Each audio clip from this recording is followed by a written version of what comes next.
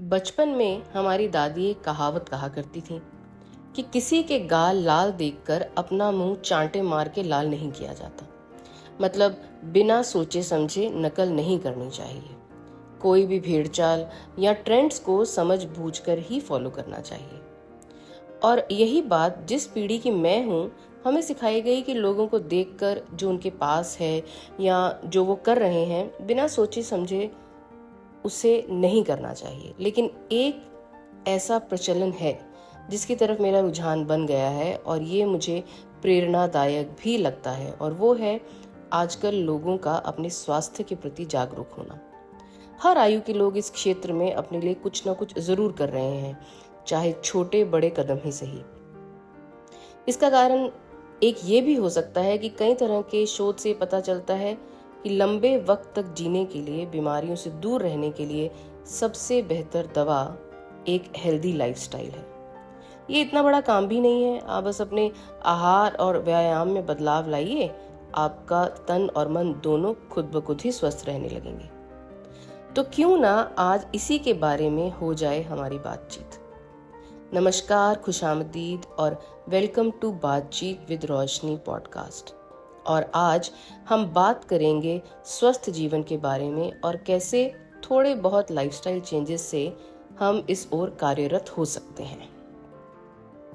शुरू करते हैं सबसे सरल और प्रत्यक्ष महत्वपूर्ण अभ्यास से, व्यायाम।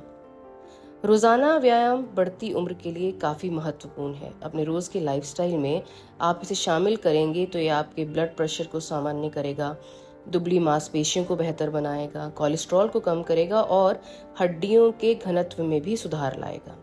आप रोजाना वॉक करिए। ये सबसे आसानी से करने वाला व्यायाम है। और भी बहुत प्रकार की प्रचलित क्रियाएं हैं, लेकिन शुरुआत के लिए सैर करना सबसे साधारण और उपयुक्त विकल्प है। चलिए मान लेते हैं कि मेरी तरह आपको भी ये सब करने के लिए बहुत हिम्मत करनी पड़ती है, तो एक अभ्यास अपना लीजिए। अपने काम के लिए किसी को आवाज मत दीजिए। अपने सारे काम, चाहे वो पंखे की स्पीड कम करनी हो, एसी का रिमोट लेना हो या खाने की प्लेट को किचन में रखना हो, ये सब आप खुद करिए। इतना सा बदलाव भी आपको व्यायाम का लाभ पहुंचा सकता है। एक और अभ्यास है जो दिखने में बहुत बड़ा नहीं लगता, लेकिन उसका असर गहरा है। वो है सीढ़ियां चढ़ने उतरने का। अगर आप दिन में एक बार ये करते हैं तो इसका भी फायदा होता है। और अगर आप बहुमंजिली इमारत में रहते हैं तो एक फ्लोर लिफ्ट से पहले निकल जाएं और सीढ़ियों के रास्ते चढ़ें या उतरें। ये लगता तो मामूली है, लेकिन इसके बहुत सारे लाभ हम पा सकते हैं अगर इसे हम अपनी जिंदगी में अपना लें। नंबर 2 पर है सही भोजन का सेवन करना। आप दिन भर में लगभग 5 सब्जियों और फलों का सेवन करने की कोशिश करें। आप उन्हें किसी भी तरह से खा सकते हैं, या तो कच्ची, सैलेड में, या फिर पकाकर, या जैसे भी आप चाहें। 5 सब्जियों और फलों के सेवन से आप अपना वजन भी घटा सकते हैं और ये आपकी भूख को भी कम करेगा। दूसरी कुछ और बातें जिनका मैं ध्यान रखती हूँ और आपको भी इसकी सलाह दूंगी कि खाने के समय पर बाहर जाना अवॉइड करें और जितना हो सके घर का खाना ही खाएं। हमारी व्यस्त लाइफ में घर में भोजन बनाना आजकल काफ़ी मुश्किल होता जा रहा है, लेकिन खुद को स्वस्थ रखने के लिए हमें बाहर के खाने का सेवन कम से कम करना चाहिए। घर का बना खाना ज़्यादा हेल्दी, साफ और सुरक्षित होता है, और घर में बना खाना खाने से हम मोटापे जैसी कई अन्य बीमारियों से दूर रह सकते हैं। वीट यानी कि गेहूं का सेवन कम कर दें। मौसम के हिसाब से मिलेट्स जैसे कि बाजरा, ज्वार, मक्की, इन्हें अपनी डाइट में शामिल कीजिए। ये हमारे शरीर में हो रही सूक्ष्म पोषक तत्व, जिनको कि माइक्रो न्यूट्रिएंट्स कहते हैं, जैसे कि विटामिन सी और ई, राइबोफ्लेवियन, सेलेनियम, जिंक, कॉपर और मैंगनीज हैं, इनकी कमी को पूरा करने में मदद करते हैं। अगला पॉइंट है पानी की हमारे शरीर में ज़रूरत को लेकर। कभी भी सर दर्द होने पर मेरी सासू माँ कहती थी कि खूब पानी पियो, सर दर्द ठीक हो जाएगा। इस बात को आप भी आजमा कर देखिएगा। पानी की शरीर में कमी की वजह से माइग्रेन और क्रैम्प्स जैसी समस्याएं बढ़ती हैं। अच्छे स्वास्थ्य शरीर को बनाए रखने के लिए हाइड्रेटेड रहना बहुत ज़रूरी है। पानी हमारे शरीर से गंदगी को बाहर निकालने में मदद करता है। इससे हमारी पाचन क्रिया भी बेहतर रहती है और ये शरीर के तापमान को नियंत्रित करता है, स्पेशली उन महिलाओं के लिए जो कि मेनोपॉज के दौर से गुजर रही हैं। इसलिए समय समय पर किसी न किसी पेय पदार्थ का सेवन करना ज़रूरी है। एक बात जिसका मैं ध्यान रखती हूँ वो ये है कि प्यास लगने पर या घर से बाहर जाते हुए 1 ग्लास नींबू पानी पी लिया या मट्ठा बिना चीनी के, बजाय इसके कि घर के बाहर जब प्यास लगी तो सॉफ्ट ड्रिंक की बोतल ढूंढने लगे और बिना रियलाइज किए कि एक 500 मिलीलीटर की बोतल में 18 चम्मच चीनी होती है, हम उसे गट-गट करके पी जाते हैं। इन्हीं सब से तो आज युवा भी प्री डायबिटिक्स की चपेट में आ रहे हैं। चलिए बढ़ते हैं अब चौथे नंबर के पॉइंट की ओर। चौथे नंबर पर है अपने मन की सेहत के प्रति सतर्क रहना। योगा और ध्यान के अच्छे और लंबे समय तक चलने वाले लाभ होते हैं। ये तनाव को कम करता है, हमें तांत्रिकाओं को काबू में करने में मदद करता है, इससे हमारे फोकस में सुधार होता है और शरीर के दर्द को भी ठीक करता है। इन्हें करने से आपके जीवन की आदतों में कई सकारात्मक बदलाव आते हैं, ये हम सब जानते हैं, लेकिन जानने और करने में काफी अंतर होता है।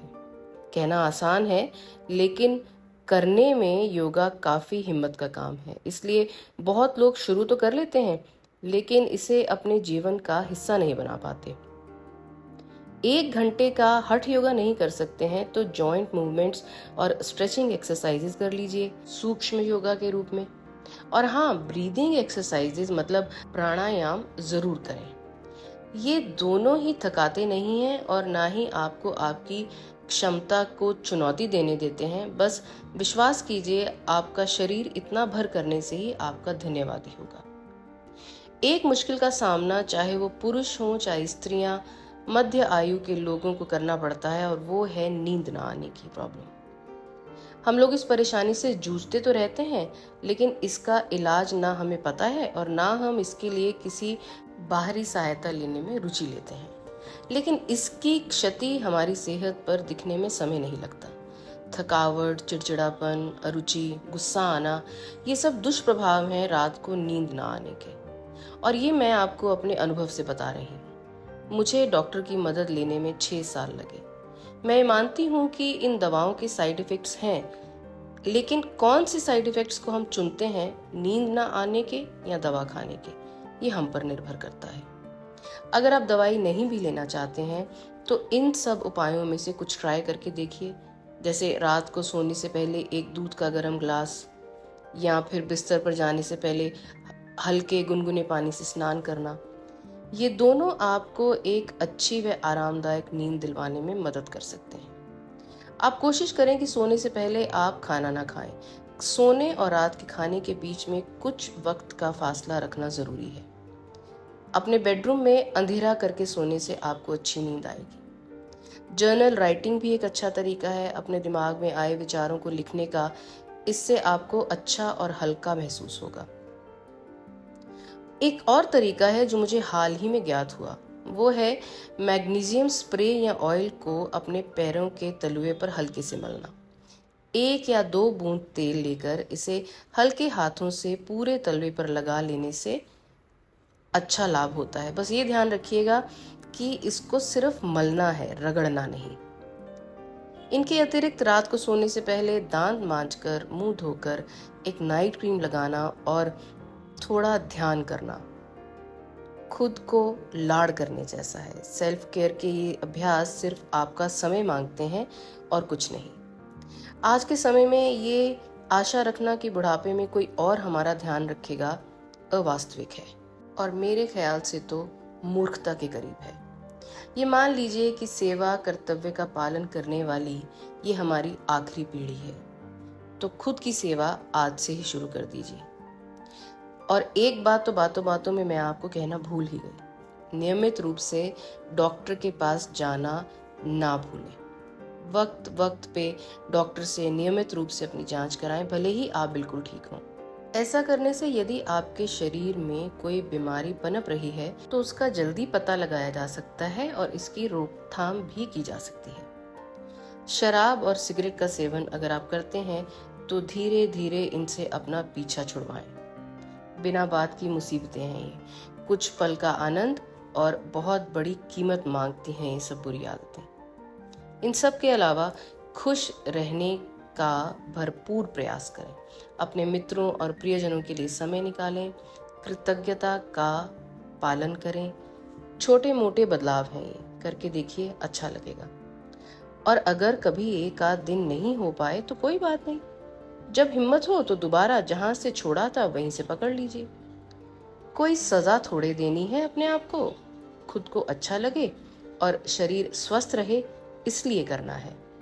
तो चलिए, आज की बातचीत अब यहीं बंद करते हैं। मैं आपसे लेती हूँ विदा।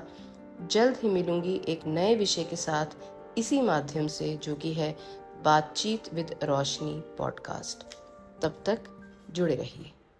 और हमसे जुड़े रहने के लिए आपको क्या करना होगा, आप जिस भी प्लेटफॉर्म पे हमें सुन रहे हैं उस प्लेटफॉर्म पर हमें लाइक और सब्सक्राइब या फॉलो करना ना भूलें।